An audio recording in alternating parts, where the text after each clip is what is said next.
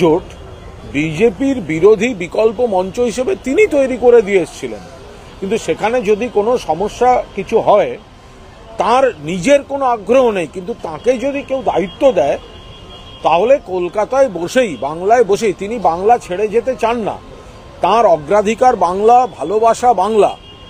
ফলে তাকে যদি কেউ দায়িত্ব দেয় সেক্ষেত্রে উনি বাংলায় বসেই ইন্ডিয়া জোট, ইন্ডিয়া অ্যালায়েন্সের কাজ তিনি যথাযথ নীতিতে পরিচালনা করে দিতে পারেন। একটি প্রশ্নের উত্তরে মাননীয় মুখ্যমন্ত্রী এই কথা বলেছিলেন।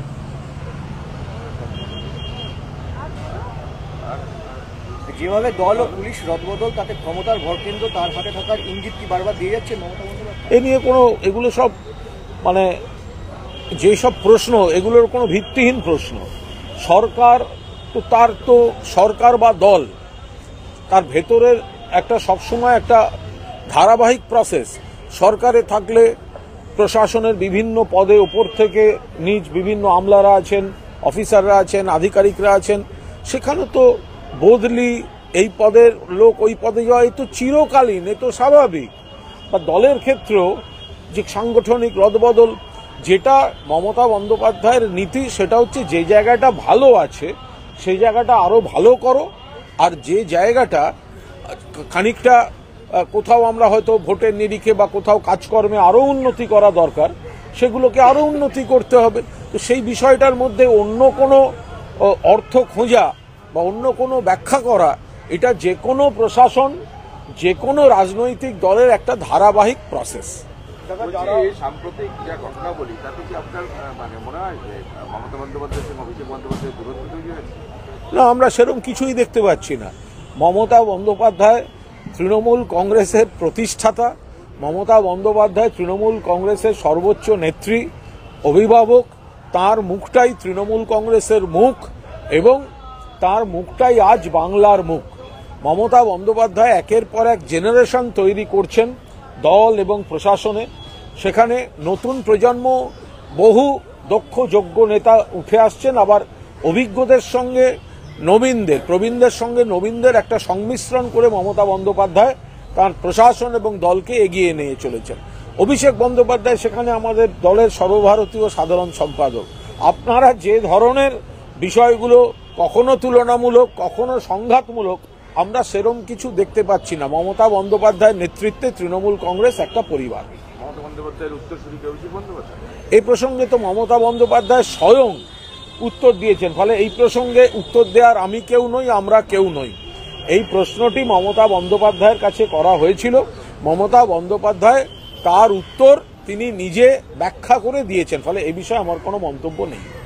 আবাস যোজনার তালিকায় নাম না থাকার অভিযোগে উলুবেড়িয়ার এক পঞ্চায়েত সদস্যের স্বামীকে কুপিয়ে খুন করা হয়েছে তৃণমূল পঞ্চায়েত সদস্য। দেখুন, এগুলো কোনো বিচ্ছিন্ন অপরাধমূলক ঘটনা। এই যে খুন, জখম, এগুলো তো কোনো সমস্যার সমাধান নয়।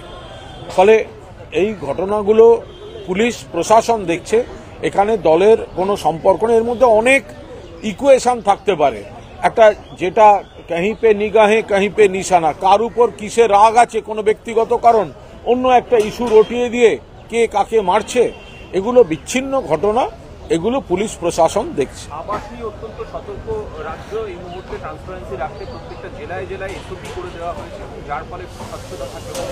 এটা তো খুবই স্বাভাবিক ব্যাপার। দেখুন, আজকের দিনে এই যে 100 দিনের টাকা, আপনি যদি বলেন আবাসের টাকা, যেগুলো কেন্দ্রের দেওয়ার দরকার, সেগুলো উচিত বা কেন্দ্রের দেওয়ার কথা, তো সেগুলো তো কেন্দ্র দিচ্ছে না, সেগুলো তো মমতা বন্দ্যোপাধ্যায় দিতে হচ্ছে, বাংলার বাড়ি প্রকল্পে দিতে হচ্ছে। আবার ধরুন ট্যাব, আজকের দিনে অনেক নতুন সিস্টেম হয়েছে, ব্যাংকিং সিস্টেম হয়েছে, অনলাইন পেমেন্ট হয়ে যাচ্ছে, সেখানে সাইবার ক্রাইমের কোনো চক্র, ওই জামতাড়া গ্যাং টাইপের, তারা সক্রিয় হচ্ছে, কিছু কিছু এদিক ওদিক করছে। কিন্তু আমাদের রাজ্য সরকার, তার সংশ্লিষ্ট বিভাগ সতর্ক আছে যাতে এগুলো আর না হয়। যদি ট্যাবের ক্ষেত্রে দেখেন, 46 লাখের বেশি অ্যাকাউন্টে টাকা গিয়েছে, 46 লাখের বেশি, ইফ নট মোর।